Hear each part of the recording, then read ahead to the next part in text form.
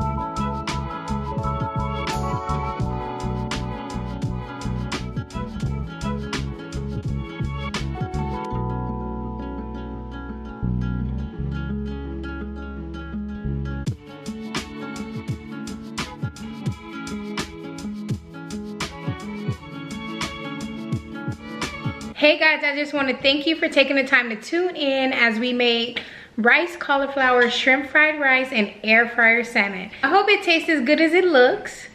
I'll be sure to leave below in the description box everything that I used for tonight. As you guys may see, I don't really measure, I just kind of eye it. So if you want detailed measurements, then be sure to comment below and I will go ahead and put that for you. Please be sure to like, comment, and subscribe if you guys want to see more content like this. Until next time, I will catch you guys later.